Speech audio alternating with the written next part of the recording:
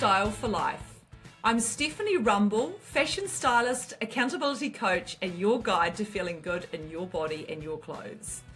Based in Christchurch, New Zealand, I bring over 3 decades of experience in fashion, fitness, and wellness to help you feel strong, stylish, and self-assured.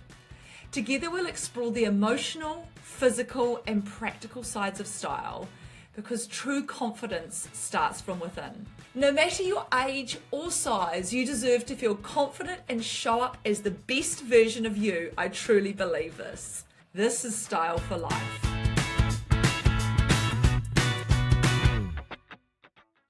Hi everyone, and welcome back to the podcast today. It's so good because it's actually getting to be summery here in New Zealand and Christchurch, and I am so much happier in the warm weather, although it was really warm when we travelled, but I'm very happy to be in the warm weather of New Zealand. I really appreciate New Zealand, and those of you who listen from overseas, thank you so much. And if you haven't been to New Zealand, I highly recommend it. So yes, very, very good that the warm weather is back. I'm in lightweight clothing and a dress, which is so good. I'm actually in the middle of doing what we call Frocktober here in New Zealand, which is raising money for ovarian cancer. Now that requires me to wear a dress for every single day of October. So if you want to see what I'm wearing, this is the dress. It's a yellow and pink dress from Rizzo is the brand, and I bought it from Valentine's in a sale, which is really cool, and I'm really stoked to be wearing it. I did have some yellow shoes on and a beautiful pink jacket on earlier too, but it's got too hot. So it's great to be feeling a little like it's a little too hot. And I am wearing quite bougie makeup because I'm heading out to a fashion event, and the beautiful Stacey did my makeup at MAC today. So she did my eyes. So it's all ready to go for the event tonight, which is another event raising money, this time for breast cancer. So it's very much the month here in New Zealand to do this. Lots of fashion shows, lots of fundraisers, lots of things happening. And so, yeah, thank you so much for listening to the podcast. Thank you for all your feedback last week about the Suli podcast. Oh, he's such a honey, and I really appreciated having him on the show. So I have got some quite exciting guests lined up in the next few weeks. I am about to take on another stylist, which is very exciting. So I will be interviewing her. I've also got this amazing lady who works in sustainable fashion, and I want to talk to you a bit about that. So lots of things coming up, and then lots of fashion events too. So there'll be a whole lot going on. But today, I actually put together a podcast about self-esteem, and then I started having a hot flash. And I went, you know what I'm going to do today? And I haven't ever done this. I am going to share my journey into menopause with you. Now, for those of you who are like, I don't need to hear another menopause story, totally get it. You don't have to listen. You can turn it off right now. For those of you who do want to know, I'm just going to share it with you, not because I want to talk about myself, but mainly because I want you to understand what the journey looked like, how it went, what I tried, how I got here, what I didn't try, what I think triggered, caused, exacerbated symptoms, a little bit about my family history, and how that's all led to my journey with menopause. So for those of you who don't know, I'm 52 years of age. I believe I've probably been in perimenopause, unfortunately not full menopause yet, which I'm hoping is coming soon, perimenopause for probably about 5 years. Oh, I'm sorry if you're at the beginning of your journey, because it's not that great at the start. And I really didn't think I was in menopause for a while because I just didn't have any symptoms. Now, just backing up the bus a little bit, I did all through my 30s, post-babies, get hot flashes in the night around my period. So I did actually experience hot flashes. So they came around my period. I got them for a couple of nights. I'd throw the covers off, but they'd go, right? So I've always had a hormonal fluctuation around hot flashes.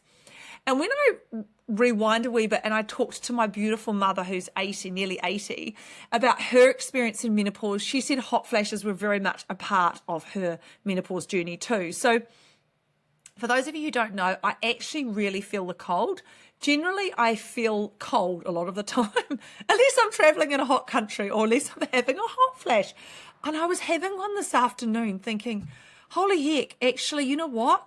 I'm going to talk about this journey. So I started off in my 30s having a few of these hot flashes. My mother went through menopause around the age of 50 to 55. She said that was her time.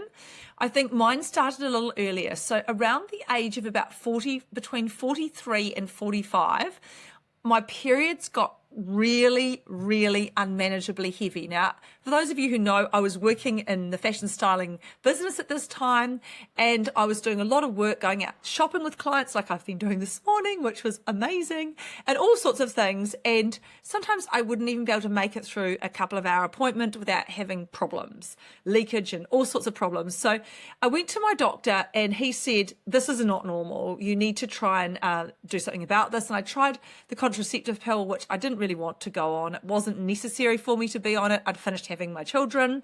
We'd made decisions about that long before, my husband David and I. So he suggested in the first instance that I tried a Mirena. Now, I tried a Mirena and I persevered really hard and really long. A Mirena is a really good option for many people because what it does is it slows down heavy periods, and it's also a form of contraception for those who need contraception still. So I did that and had a Mirena, and I had it for 12 months. And I had it also because aside from the heavy periods, I was chronically anemic. I was having iron infusions. Actually, they were injections at the time. Infusions weren't available. They weren't even invented at the time. I'm showing my age. So I was having iron injections into my rear end every month, and I would feel amazing for 3 weeks of the month, and I'd crash in the last week. Then I'd go back and get another injection, and my butt looked like it had black track marks all over it from the injections, and it was really successful and it worked. But it was also part of my heavy periods were causing this problem. So we tried the Mirena. I bled for a year. Now that went on for a whole year. So it was really, for me, it was difficult. Now people are told that 6 months it can take for Mirena to settle. Mine just did not settle. It just did not settle at all. The periods did not go away. They just kept coming. And after 12 months, I was still chronically anemic, still getting the iron injections. And I went back to my doctor and said, what can I do? And he said, okay, what we're going to do is we're going to perform, there's two choices. You can have a hysterectomy or you can have an endometrial ablation. Now, just around that time, someone else I knew quite well had had a hysterectomy and had been quite a full-on recovery and a big surgery, and I just didn't feel up for that. So he suggested an endometrial ablation, and this was way less invasive. And I don't know why this isn't offered to more people because it was such a good solution. So basically what they do is that it's done under a general anesthetic. So you have to go in and have a general anesthetic, and you have to go on a list and wait in New Zealand, or you can opt to have it done under private medical insurance. But what happened is they burn the the lining of your uterus so that the endometrium can't build each month and you don't get a period. So that's what I had done when I was 45. And I have to say, it was life-changing. Within a month, I'd stopped bleeding and my anemia vanished and I felt so much better. So that was really great. And a really great solution for me for the heavy periods. Now, at that point, I didn't consider I was menopausal. I didn't know very much about menopause. I was quite naive to it. One of those situations where hadn't been in that situation, so why would I talk about it? Why would I even know? And I had a really great friend called Susie, and if you're listening, Susie, you'll know who you are. Her and I had children who did sport together, and we travelled a lot together, and we got to know each other really well. She's a beautiful lady. And she was a few years older than me, and she was going through menopause. And I did some work with her, and we'd talk together a lot. And she said, you need to listen to a podcast from a woman called Dr. Louise Newsom. Now, she has a great podcast. So she got me onto this podcast, and I thought, actually, you know what? I'm doing some work with this friend of mine. I might actually listen to the podcast to learn more about menopause, because when I'm working with people, I want to learn about the things they're experiencing. So another example is I'm working with a very beautiful client right now who has lots of PCOS symptoms. And so, I just blitzed a whole week of learning around PCOS, read research articles, talked to people, listened to podcasts, did a whole lot of stuff to learn about it. And the same thing happened with menopause. I did it more gradually over time, and I started listening to this podcast from Dr. Louise Newsom. She's a really great podcast, like I said. If you're at the beginning of a menopause journey, I would highly recommend listening to her. She's a menopause doctor. She's a qualified medical professional based out of the UK and has so much information in her podcast that's medically researched. And she also has an app, a menopause app, which you can use there's all sorts of information in there. Really, really good free service. And she talks heaps about all aspects of menopause. So I started becoming a little bit more knowledgeable at menopause at the time. Now, around that time, which was probably about 2019, 2020 probably, which is when things started to change in New Zealand. We had lots of things go on. So it was the beginning of COVID, all sorts of stuff happened. Lots of significant things happened in my family. So I had some significant health concerns with some of my close family members, and I don't disclose that because it's protecting them, but some significant health concerns, and they were very impactful on my mental health, as well as obviously the health, mental and physical, of the people involved. And I started to really suffer from anxiety-based issues and started to really notice that I was feeling a lot more anxious. Also in that year, and Dave's happy for me to disclose this, my husband David went through an autism diagnosis, which was really useful for all of us. And one of my other children had another significant health concern. So I had two of my close family members with significant health concerns, physical and mental, really serious things. And so it was a very tough year. And in that year, we also had the first lockdown here in New Zealand. So it was starting to become a year where there was a lot going on. I think this was 2021, when I remember, 2021. So we're about 4 years ago.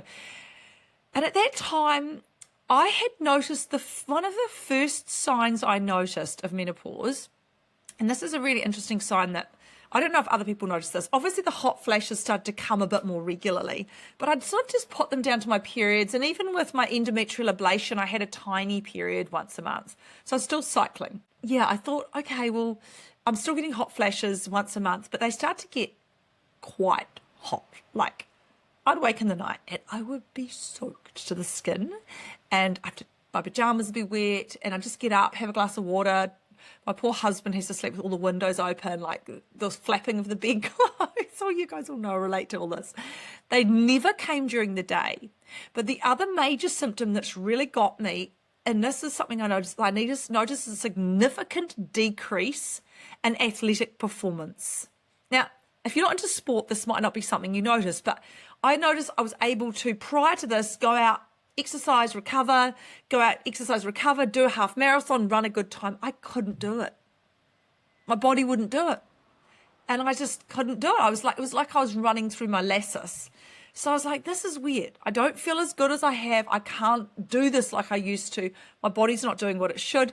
And again, I'm waking up in the night with these really bad hot flashes. So again, very difficult for me to tell whether my periods had stopped, because I still had this endometrial ablation, which had stopped my periods pretty much, other than this tiny little bit of bleeding. So over that period of time from 2021 to now, which is 2025, my periods sort of decreased. But again, it was difficult to know if it wasn't related to the endometrial ablation or not. So I started thinking, and again, having talked to my lovely friend, maybe I've got some menopausal symptoms here too. And I then got COVID. Now, I got COVID for the first time. This is 2021, and the end of that year was really tricky with all of the medical issues I was describing. I started to feel pretty lousy, wasn't feeling very good about myself, wasn't feeling like I could do what I wanted to with my sport. My mental health is starting to suffer. My anxiety levels had risen, and I've always maintained that I've never been a hugely highly anxious person. I've had family members with significant anxiety issues, and I've always tried to keep on top of that. And so my anxiety started to increase a little bit, but I didn't really connect the dots with the symptoms, right? And then in 2022, in March, I got COVID. And it was a first infection of COVID, and this was like a mildish dose, right? And I decided that I wanted to get it that year because I was going away in the middle of the year to watch our son compete in the New Zealand under-23 rowing champs. It had been a very exciting year, So I got COVID, and then obviously that was the first infection. That was in March, and I was pretty sick. It wasn't too bad. And then 1 month later, I got it again really badly. And so there was only a month between infections. Now, I've had lots of sicknesses over the last 4 years, and nothing was like this. So the second infection, I was really sick. At that time, Dave and Poppy were living at home, and they both had it as well. So the other kids had moved out. They'd gone back to their flats and their halls and whatnot, and they were really sick. So I nursed them. Anyway, I got the second bout of COVID, and then I got long COVID. I was really sick, and I just felt so bad. I couldn't sleep. It's like COVID fast forwarded my symptoms of menopause right together. They kind of exacerbated my menopause, and I'd had the mental health struggles the year before with all the stuff that had gone on in the family, and it just pulled it all into this nasty situation where I insomnia, like hot flashes were bad. And at this point, just before I'd got COVID, I'd started on patches. So at the end of 2021, if I rewind a wee bit, I'd gone to my doctor and said, maybe I'm in menopause here. Who knows what's happening? I'd had some therapy. My therapist had suggested I went to the doctor, and I had some low-grade patches. So I think I was on 25 micrograms of estrogen, little patches, and I was taking one progesterone tablet at night of the eutrogestrone, which is the micronized body-identical progesterone, because I had the Mirena had come out before the ablation, so I didn't have the Mirena. Just to backtrack, and so you understand, when you have a Mirena, the Mirena delivers progesterone into your body, so you don't need to take an external progesterone tablet. So I didn't have a Mirena, so I was taking the progesterone and I was putting on the patches. And then COVID hit. I got really bad insomnia, which was really unlike me. Up until that point, my sleep had been a tranquil, lovely delight. Oh, I'd had a life of sleeping well. Oh my gosh, to go back to those times. Holy hecka. Anyway, and so long COVID hit in April of 2022, and it was bad. So I had chest pains. That was the worst thing. This unexplained, unbearable chest pains, which was just so weird. Probably it was COVID and menopause. I had breathing issues.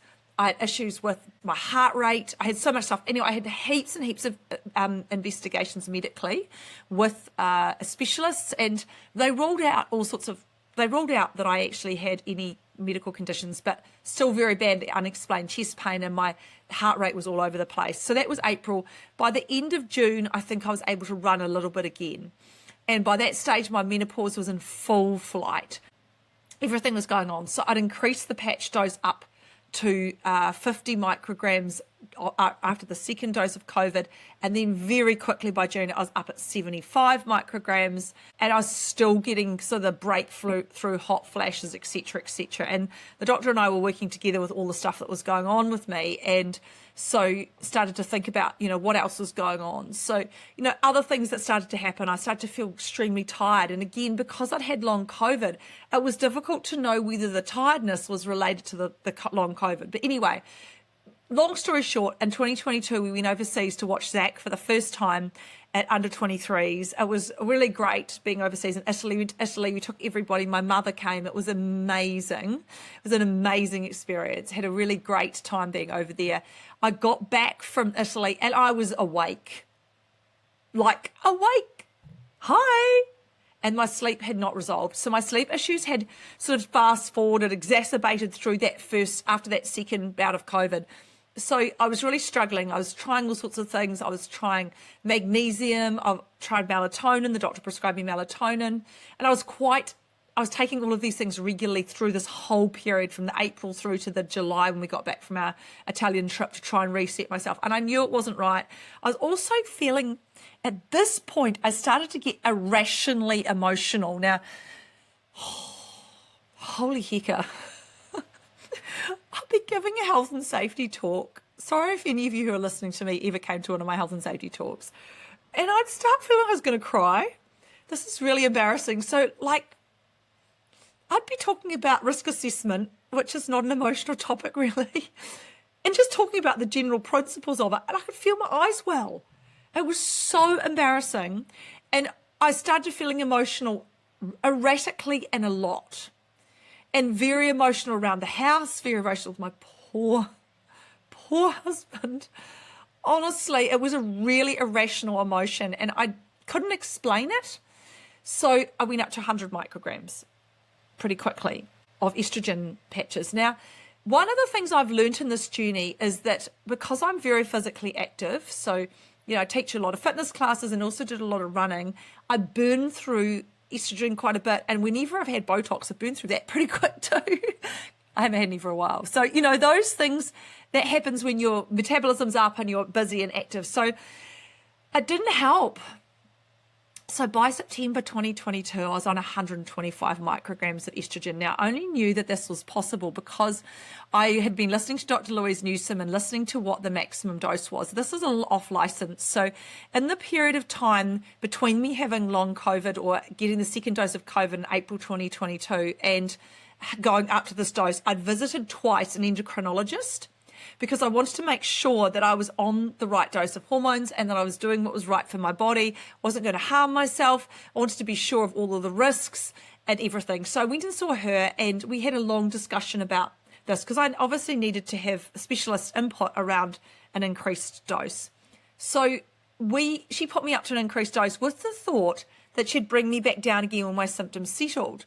So I went to 125 micrograms. By that stage, my progesterone had increased to 2 tablets every night. I was having that along with magnesium. I managed to wean myself off the melatonin and I was also taking another supplement at night, which was a melatonin mix with a type of oil, which was actually quite useful, but I didn't want to stay hooked onto that. So I stopped that. And then also I was taking Phenergan at times too, which is a antihistamine, which has a drowsy effect. So I stopped all of that. I was on magnesium. I was on 2 tablets of progesterone and on the 125 microgram patches, which I changed twice a week. And then I settled and I was actually fine. My body has felt quite a lot better in that time. I do get a bit of brain fog. I think now, fast forward, so we're in 2025, 3 years. I've been on 125 for a while. So I did try last year to reduce back to 100 and then I just was awake. And I just thought, well, actually, what's really important here in this world is getting sleep. So sleep is super uber important with menopause and super uber important for everyone in every part of their life. And I want to function. I want to be 100% every day. And I can't be if I don't sleep properly. So we had a long discussion, my GP and I, and she's like, you know what?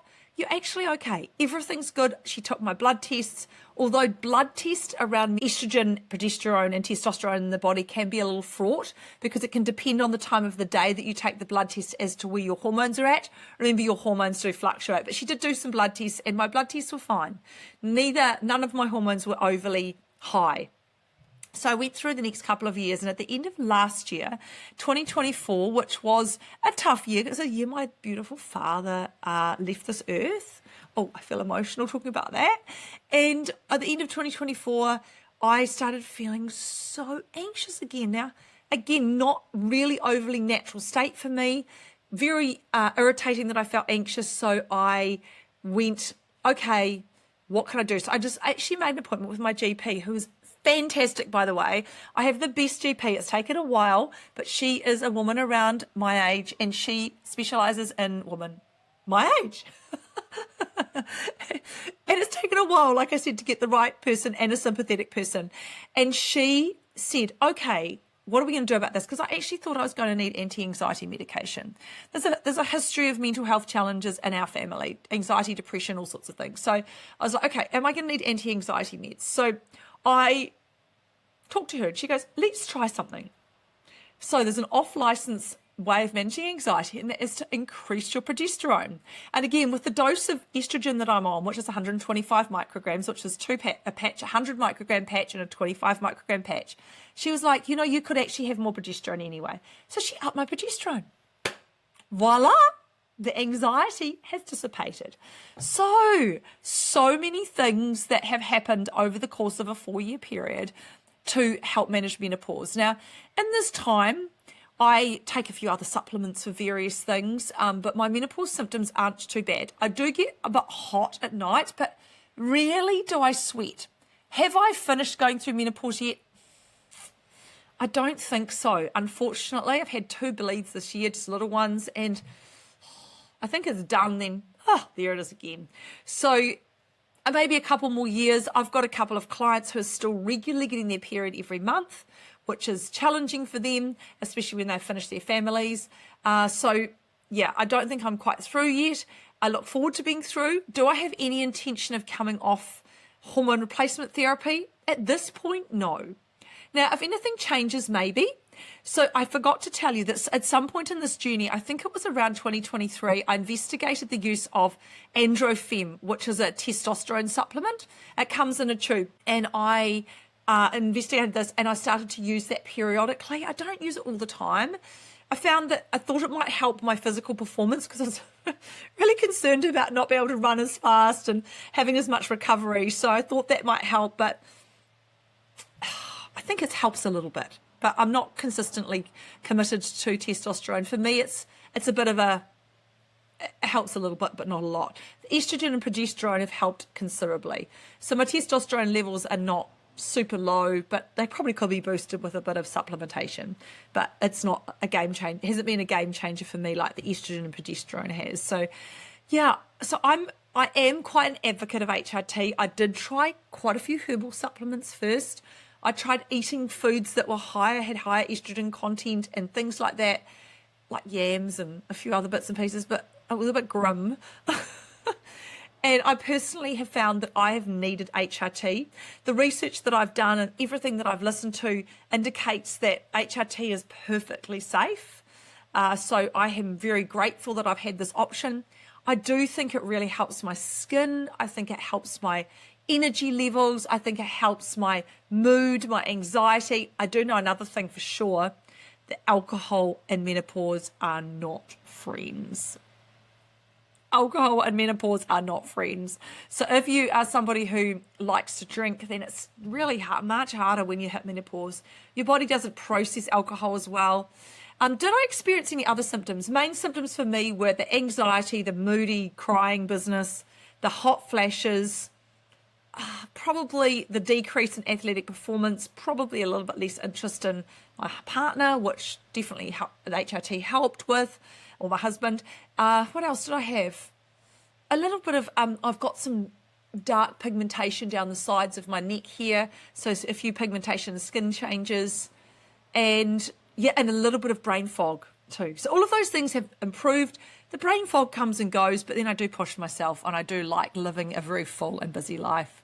So look, do you take HRT? It's completely and 100% your choice. But if you think that it might be useful for you, give it a go. If you can find a natural way of managing menopause, honestly, go do what works for you. You do you. I'm not here to judge, but I just thought it might be useful for you to learn and hear my story. I do share quite a bit about myself, but this is really about the journey, my journey through menopause. I'm still in it. Perimenopause. I think I'm heading into menopause.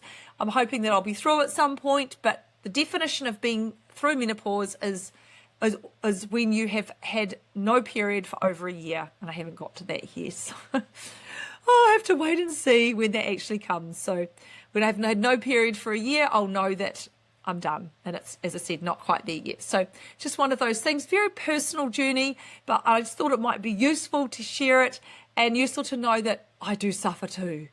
And I know how you feel. And if you've experienced menopausal weight gain, I've had a shift in body composition, not as much hip and thigh fat, a little bit on the stomach, not much, but a little bit. So I definitely have experienced that, but I've kept on top of that because of my nutrition and activity levels, and very vigilantly changed my nutrition, which I've had to do over menopause as well. That's something that has to happen. So if you want some help navigating your way through this and actually coming out the other side healthy, fit, and feeling the best version of you, I'm here to help. And I hope this, in sharing my journey, that it's been useful and helpful for you. And I will do the podcast on self-esteem, but it just isn't happening today because this just felt like a much more natural option. Please do let me know if there's anything in particular that you would like me to talk about. I'm so happy to talk about it. I would love to hear some topics from you. Ki kahe, everyone. Thank you so much for listening. Remember, you can find me on Facebook and Instagram, Bright Red NZ. Have a wonderful week. Thank you for listening to the Style for Life podcast.